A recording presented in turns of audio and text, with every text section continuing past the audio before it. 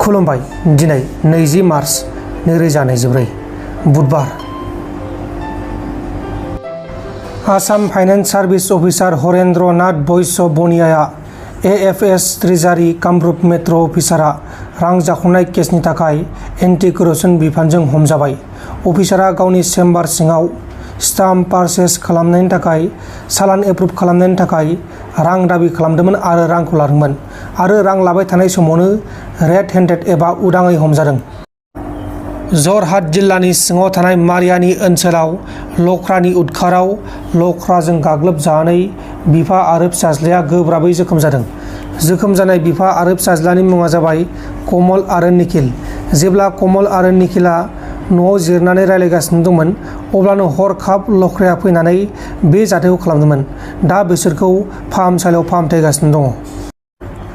बङाइगाव पुलिसआ बङाइगावनि सासे हाग्रा बिफाननि मावथिखौ गोबां मानसिफोरनिफ्राय रां दाबि खालामनाय आरो रां जानायनि जाहोनाव आरो माखासे केसनि थाखाय एरेस्ट खालामदों। हमजानाय दायनिगिरिनि मुङा जाबाय दुश्मन दास। तेजपुर सेन्ट्रेल जेलनिफ्राय साथाम जेलाव दोनजानाय दायनिगिरिफोरा खारखोमालांदों। खारखोमालांनाय दायनिगिरिफोरनि मुङा जाबाय इन्द्रजित मण्डल, जहिरुल इस्लाम आरो तुलेश्वर ताती। साथामबो जेलनि वालखौ बारनानै खारखोमालांनो हादों। इन्द्रजित मण्डलआ वेस्ट बेंगलनि थागिबि आरो बियो क्रिमिनेल केसनि थाखाय जेलाव दोनजादोंमोन। जहिरुल इस्लाम आरो तुलेश्वर तातीखौ गथ' किडनेप खालामनाय केसनि थाखाय आरो गथ' जिनाहारि केसनि थाखाय जेलाव दोनदोंमोन।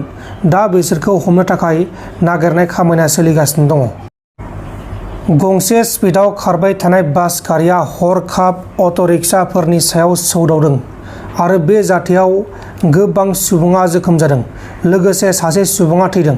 गुवाहाटीनि खानापारा ओनसोलाव गंसे स्पिडआव खारनाय पेसेन्जार बास गारिआ गंथाम अट'रिक्सानि सायाव सौदावनायाव जाब्रबथाय जानानै सासे सुबुङा थैदों आरो गोबां सुबुङा गोब्राबै जोखोम जादों। थैनाय सुबुङा अट'रिक्सा ड्राइभार आरो बेनि मुङा जाबाय हितेश कलिता। दा बे जाथायनि सायाव नायबिजिरनाया सोलिगासिनो दङ आरो जोखोम जानायफोरखौ फाहामसालियाव फाहामथाय होगासिनो दङ। बजालि पुलिसआ एटिएम फ्रड खालामग्रा साथाम दायनिगिरिखौ एरेस्ट खालामबाय। बिसोर साथाम दायनिगिरिफोरा लकेश्वर तालुकदार मुंनि सासे सुबुंनि एटिएम कार्डनिफ्राय 50,000 रांखौ दिहुनदोंमोन आरो बेनि एटिएम कार्डखौ फ्रड खालामनानै सोलाय-सोल' खालामनानै लानाय जादोंमोन। बेनि उनाव लकेश्वरा पुलिसनो केस होखांनायनि उनाव दायनिगिरिफोरा पुलिसजों हमजादों। हमजानाय दायनिगिरिफोरनि मुङा जाबाय आसिफ इकबाल हुसैन, साहिल आहमेद आरो नुरुद्दिन।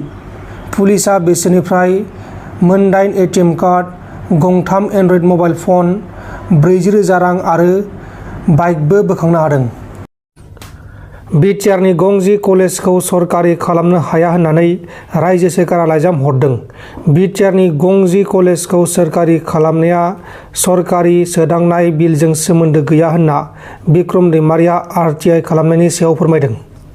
बे सरकारि जाय स्कुल आरो कलेजखौ बिटिआर एकर्डनि दफा बायदि सरकारि खालामनाय जागोन होननानै आसाम गभर्नमेन्ट आरो सेन्ट्रेल गभर्नमेन्टआ रादाय खादोंमोन। नाथाय आसाम सरकारनिफ्राय बिटिसि रायजोनिसिम गांसे लाइजाम, बे लाइजामानो जाहैबाय बेयाव बेबायदि लिरदों जे आसाम गभर्नमेन्टनि थाखाय मोनसेबो कलेज आरो मोनसेबो स्कुलखौ आसाम गभर्नमेन्टआ सरकारि खालामनो हानाय नङा होननानै बिटिआर रायजोनो बे लाइजामखौ हरदों। दुखु गोनां खोथा।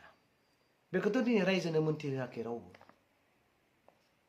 खनसेयावनो बोफ्लेजोब्बाय बे 6.3 दफाखौ।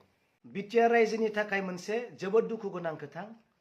बे खोथायानो जाहैबाय बिटिआर एकर्डनि दफा बायदि 6.3 स्कुल आरो कलेज, जायफोर स्कुल आरो कलेजआ दासिमबो सरकारि जायाखै, बे सरकारि जाय स्कुल आरो कलेजखौ बिटिआर एकर्डनि दफा बायदि सरकारि खालामनाय जागोन होननानै आसाम गभर्नमेन्ट आरो सेन्ट्रेल गभर्नमेन्टआ रादाय खादोंमोन। नाथाय आसाम सरकारनिफ्राय बिटिसि रायजोनिसिम गांसे लाइजाम, बे लाइजामानो जाहैबाय बेयाव बेबायदि लिरदों जे आसाम गभर्नमेन्टनि थाखाय मोनसेबो कलेज आरो मोनसेबो स्कुलखौ आसाम गभर्नमेन्टआ सरकारि खालामनो हानाय नङा होननानै बिटिआर रायजोनो बे लाइजामखौ हरदों। जोबोर दुखु गोनां दिनै गोबां रायजो आरो मास्टरफोरा इन्टेलेक्सुवेल रायजोफोरा सानदोंमोन स्कुल आरो कलेजखौ आसाम सरकारा प्रभिन्सियेलाइज खालामसिगोन बा सरकारि खालामसिगोन होननानै। नाथाय आसाम सरकारा खनसेयावनो नैबे लाइजामजों बिटिआर कर्टनि 6.3 दफाखौ आरो बे रादायखौ आसाम सरकारा दिनै सिफायबाय आरो बोफ्लेजोबबाय।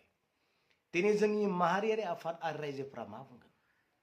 जाय सरकारा दिनै आसा होदोंमोन सरकारि नङै स्कुल आरो सरकारि नङै कलेजफोरखौ सरकारि खालामनायनि, नाथाय गांसे लाइजामजोंनो बे खोथाखौ फोसावबाय जे आसाम गभर्नमेन्टआ दासिम स्कुल आरो कलेजखौ प्रभिन्सियेलाइज खालामनायनि सरकारि खालामनायनि जेबो राहा गैया होननानै बुंखाबाय।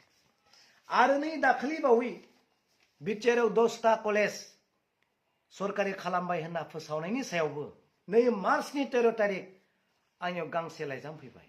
बेवहाय बेबायदि लिरदों, देयर इज नो government amendment bill. There is no government amendment bill in connection with provincialization of 10 nose of degree college under BTR. BTR दाखलि बावै जानाय 10टा कलेजआबो जेबो गभर्नमेन्टनि एमेन्डमेन्ट बिल गैया होननानै दिनै बे लाइजामखौ हरदों। बेसेबां दुखु गोनां। आंनि सावरायनायाव बिथांमोना फोरमायदों बे देरसिन गोरोन्थिखौ प्रमद बर' सार बिथाङा खालामनाङामोन होननानै गोजौ लेभेलनि अफिसारा बुंदों। इलेक्शननि थाखाय बे नाटकखौ खालामनाया जोंनि बर' रायजो राजानि थाखाय दुखु गोनां खोथा। दिनै बिनि थाखाय सोर धरना होगोन? एबसु, आबो, बर' साहित्य सभा बा सोरबा बनसु बा सोरबा बिएसइउ सोर धरना होगोन बिनि थाखाय? दिनै गोबां आसा खालामदों रायजोआ सरकारि जामारगोन नामा, नाथाय दिनै बेबायदि मोनसे लेटारखौ आसाम सरकार लिरना हरखाबाय। ओरैबायदि लिरनानै हरदों, it is not possible for state government to provincialise the college. बहुत दुखु गोनां खोथा।